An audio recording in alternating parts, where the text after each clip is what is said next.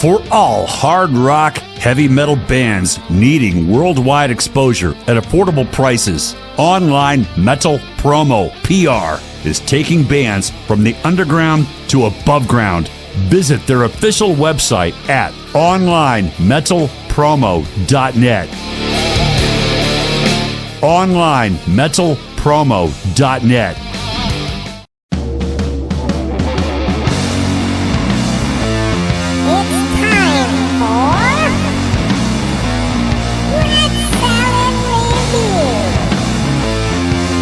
With your hosts, Wayne New, Greg Narlow, and Lou Maddox.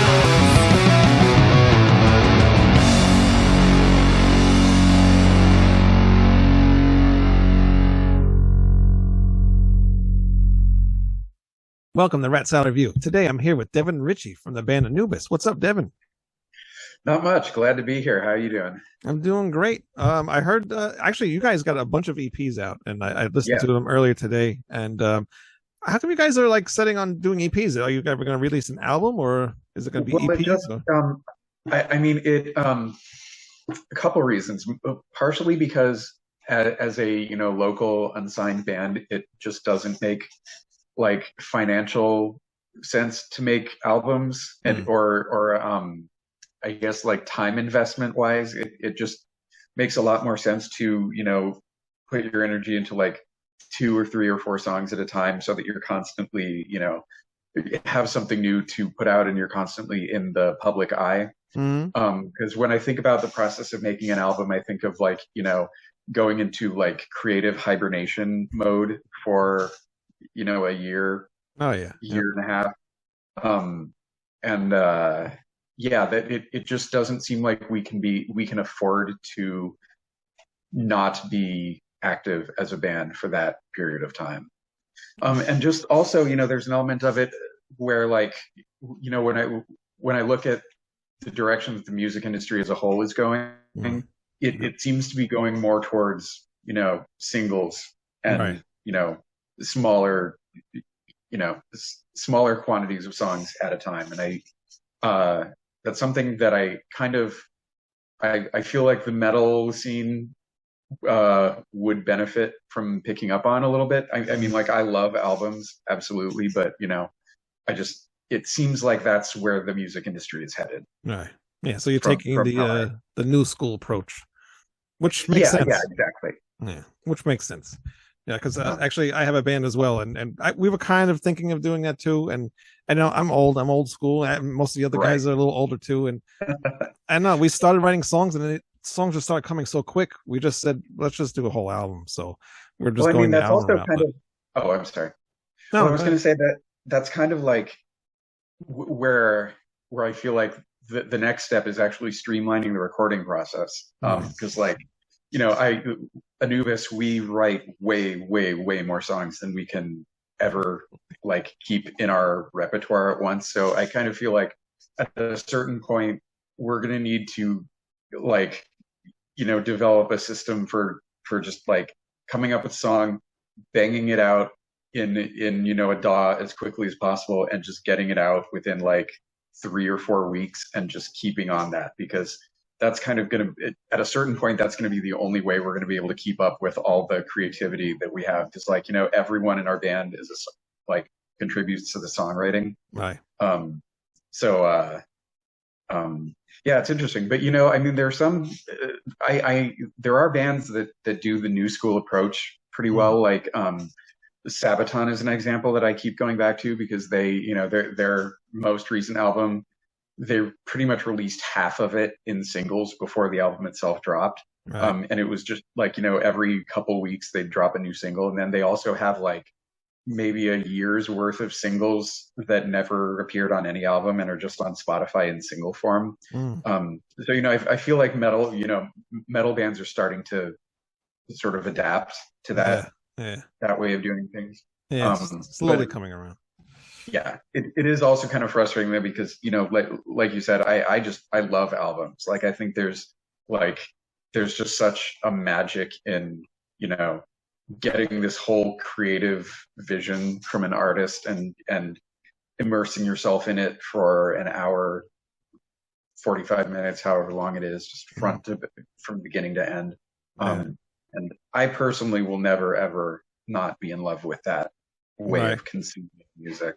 Right. And I also think a lot of people's attention spans are a lot shorter nowadays too. So that too. The EPs do work.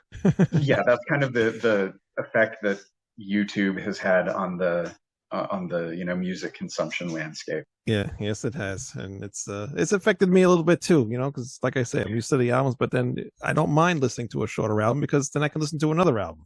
So yeah, that's kind of like the other side of it, which is like the way that it's most strongly affected me is that I like shorter songs now. Like I like pushing the boundary of shortness. Like I listening to not Rust in Peace. What the fuck am I talking about? Am I allowed to say fuck? Yes, of course. No one gives a shit what the fuck you say on the show. I was listening to the Slayer album that everyone says is the best. I'm totally blanking. Oh, God Hates Us All? Yeah. Right, that one. Rain and Blood, yeah. And just like every song is like 2 minutes, 15 seconds, a minute and 45 seconds. And I'm just like, oh my God, this is so fucking badass. It's like, this is fucking great. Yeah. Yeah, I like that too. I do like the epics, but the slowest, the faster songs and the shorter songs. It's you can get more out of the album too. And then people listen to it, more often too if their songs a little bit shorter. So I totally get it. So I was listening to all your songs and even like kind of similar to like my band because we started off with like doing these songs. They seem kind of like normal, but then as the album went on, just out of nowhere, they started getting crazy. We started adding these thrash riffs in there, then there's some growling and things like that. And you guys, I'm like listening to you guys, I'm like, holy shit! I thought we were like going all over the place, and you guys are doing blast beats in the middle of all this stuff, and you guys are going like nuts. So there's a lot of really cool stuff going on. Yeah, I don't know. I just just love every genre of metal, and there's apparently there's nothing. There's nothing I've ever heard in metal. I don't want to say nothing, but there's very little that I've ever heard in metal that made me think like I don't want to incorporate this into my own work in any way. Right. Like just everything is fucking cool. Like every genre, every like trend, I love everything about metal, and all of it is fair game as far as I'm concerned. Yeah, and you're definitely putting it all into your music because even reading through your bio, there's like the bands that you guys are like influenced by like Blind Guardian, Halloween, like Nevermore, and then you get to Metallica, and then all of a sudden Black Dahlia Murder and like the Dead Kennedys. But you mix all that into the music, which is cool because I like those bands too, and you guys make it work very well. So I really do enjoy, and especially your vocals too. I love your vocal style because it borderlines that like power metal. I'm more into like the power metal type stuff, so it really fits really well with the music. Because I love like Anthrax is like one of my favorite bands. So they have that like the thrash, and then you got Joey Belladonna doing like the operatic type vocals over there. So I always love that. Yeah, he's awesome. So I always love that type of music where you got the heavy music, but then you got like the operatic type vocals over it. So it's So you guys are kind of similar to that. So that's why I really dig what you guys were doing. So thank you. Definitely I good shit. really appreciate hearing all this. Yeah. So are you are you working on new music now? Yes. We kind of can't really say much because we're talking to some people and may have some interesting announcements soon, but suffice it to say, yes, we've got actually a lot of new material recorded, and that's kind of ready to go at any moment. And that if you have been in LA and seen us live recently, you've probably heard quite a bit of it. Oh no, actually, I'm in New York, so I can tell by the accent. How could you tell? Where in New York are you? Long Island. Okay. Wait, sorry, Long Island is how we say it here. I'm not super up on my New York geography, but I've been to quite a few different places on tour before, and I'm an hour from Manhattan. Okay, yeah, definitely don't remember where Manhattan is. Oh, geez, well, that's where everybody goes. That's not the Big Island, is it? No, no, where I am is the Big Island. Well, it's not really that big. Oh, Though, okay, okay, cool. Yeah, but yeah, Manhattan's the place. Where most of the bands go to play. I mean, there's some stuff out here where I am, but nothing like Manhattan is. Manhattan's like the place to go to play, shows and stuff like that. that's cool. Although it used to be, I don't know about now. Ever since the pandemic, I think a lot of places closed down. So it's kind of Oh, that sucks. it's kind of. So you haven't been to many shows since the pandemic? No, you know what? It's funny for me to even say this. I've said it on the show a bunch of times. I'm not a huge concert goer. Not Really? Yeah, I'm just, what it is. I play music, so I would rather be playing on the stage than actually watching the concerts. I don't know. That's understandable. Yeah, and then I don't know. Sometimes you get the shows and then you got those people that come to the shows that just annoy the shit out of you. So sometimes I can only take so much. Sure. Yeah, I don't blame anyone for feeling that way. Yeah. So, but if the band's cool enough, and like I said, I'm going to go see Merciful Fate, so I'll definitely go see that show. And actually, I just saw I don't know if you're a fan of them, but I just saw Ghosts a couple of nights ago. Fucking love Ghosts. Oh, their new album is like one of the best albums of the year, in my opinion. Cool. Yeah, no, it is. It's a very good album. It's a little different from the earlier stuff, but yeah, it is a good one. Yeah, fucking yeah. I love Spillways. I love Kaiserion. Yeah, there's a ton of fucking great shit on. And I'm surprised you say you like them so much, because usually the metal people don't like them so much. A lot of people hate on them. Yeah. I don't. I try not to get into that mindset. Right. I try to not hate everything that's new. I think like, one of the things that I've been pretty vocal about, I probably annoy people by talking about this too much, is I kind of feel like the metal scene as a whole kind of needs to move on to newer bands. Yes. Like, I love Iron Maiden and I love Judas Priest and I love all that shit, but it's kind of like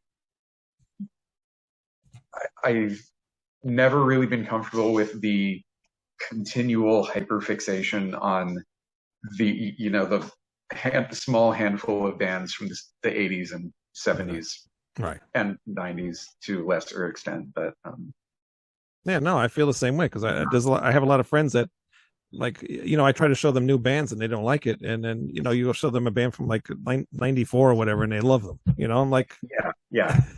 I mean, yeah, and I always try to avoid controversial topics, but I was not the biggest fan of the new Iron Maiden album. Oh my God, you're like probably one of the only ones I've ever heard say that so far. Really? Yeah. Oh no, actually, no, we did a review of it on the show. One of the guys didn't really care for it too much, but actually, right now we're doing a Judas Priest. It's funny you mentioned Judas Priest and Iron Maiden, but we're doing an Iron Maiden Judas Priest battle. We're going through their whole entire discography. Yeah, so we got to find out who is the definite winner. From what I heard of the new Judas Priest, Firepower, that's their newest one, right? Yeah. Yeah, I haven't heard that one in its entirety yet, but what I have heard of it, it just annihilates the new Maiden. It annihilates everything Maiden has done since 2004, I want to say, in my opinion. All right, this interview's over. Have a good night. No, it actually is. It is a good album, but I like both bands. So we'll see when we get to that. We just finished Demolition and Virtual 11, so we'll get to those. Demolition versus Virtual 11. Yeah. Who do you think won?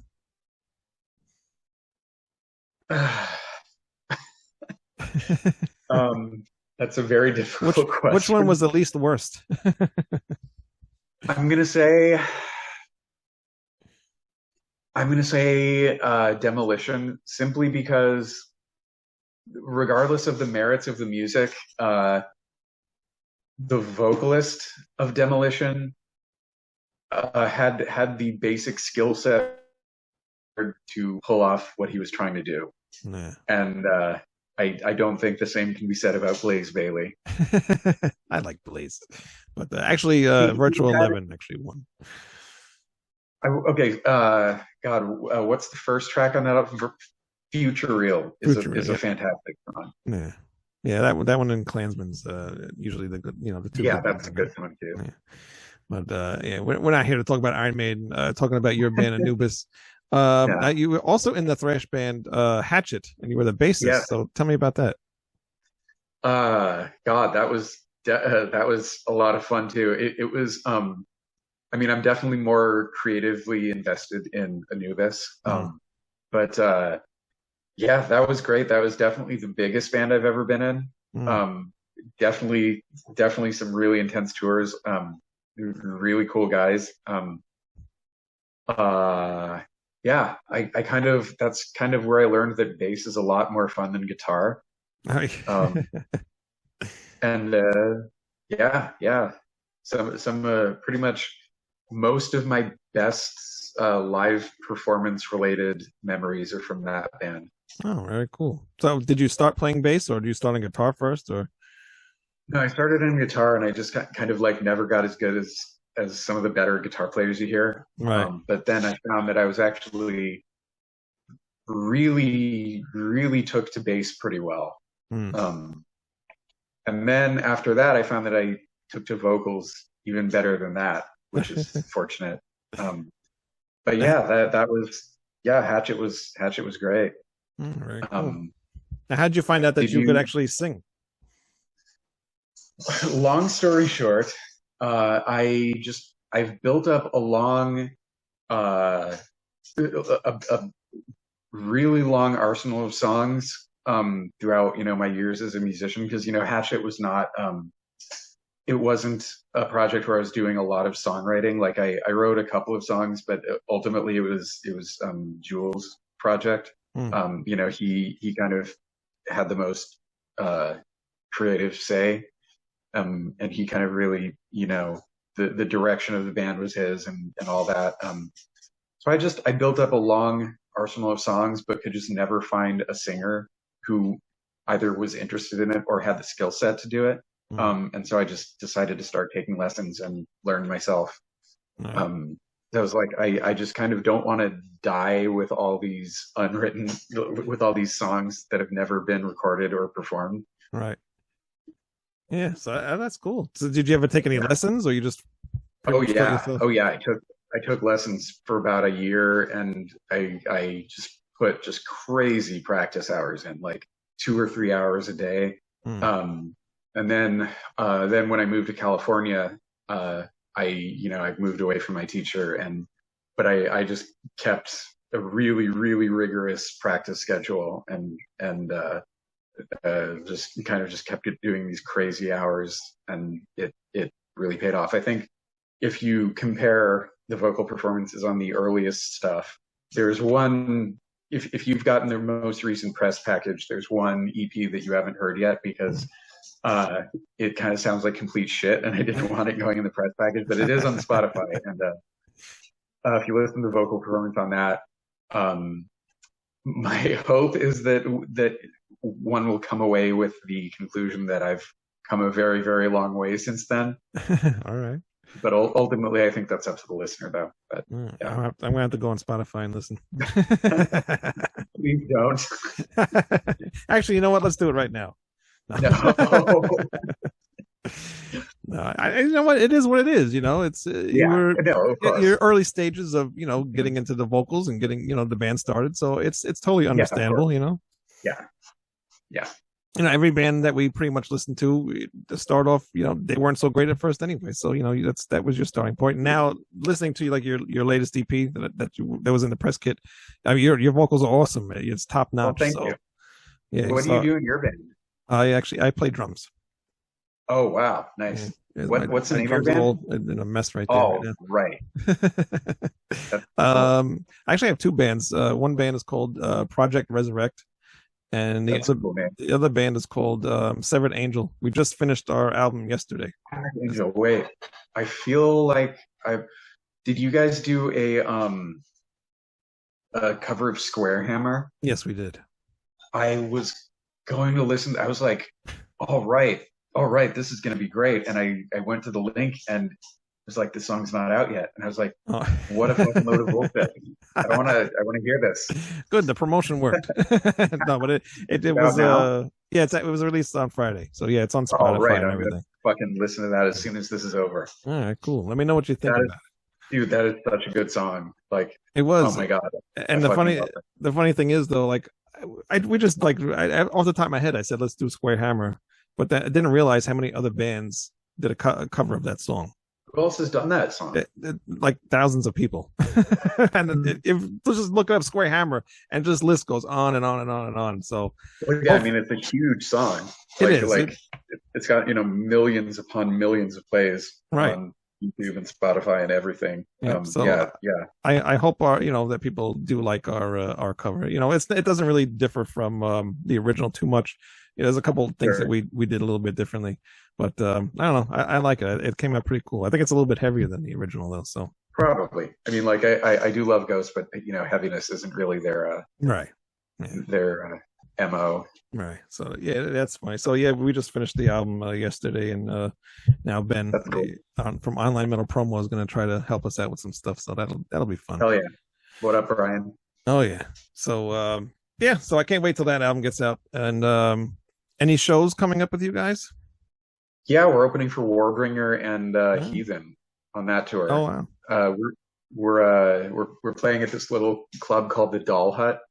And I think they're playing the Whiskey a Go Go the night before, but we're opening for them at this little, like, very intimate little punk club, and that's gonna be pretty fun.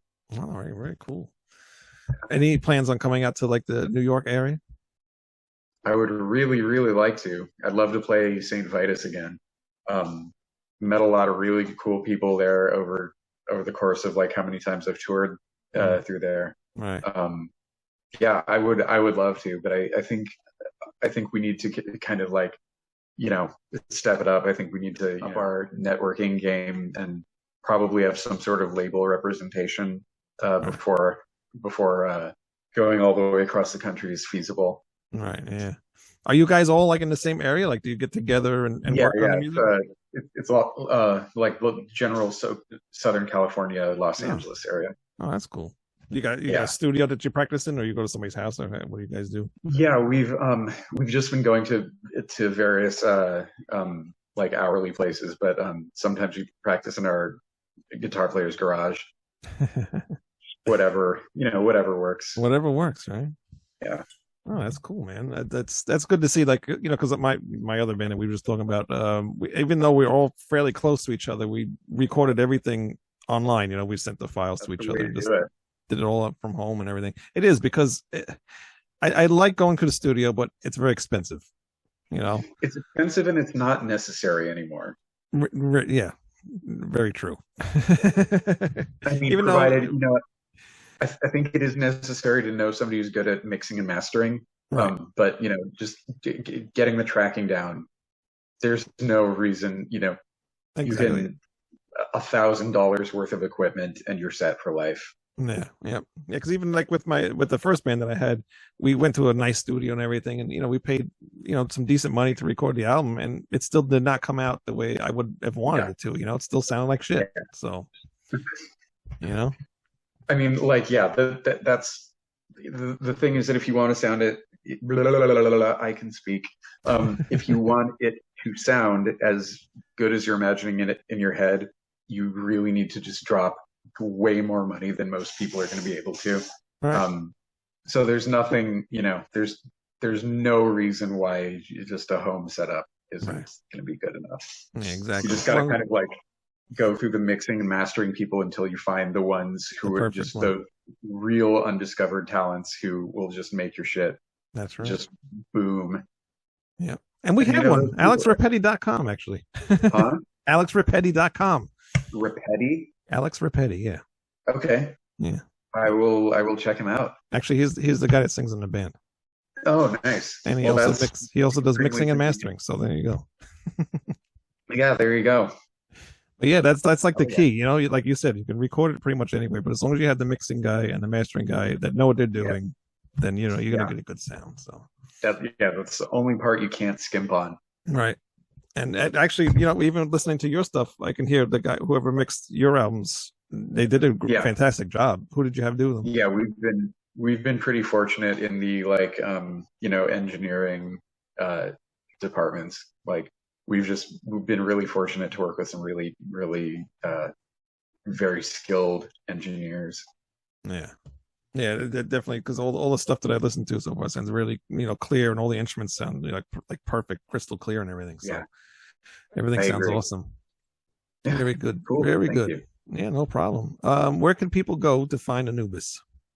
There's a link to our link tree on Instagram. So it's going to be at Anubis Metal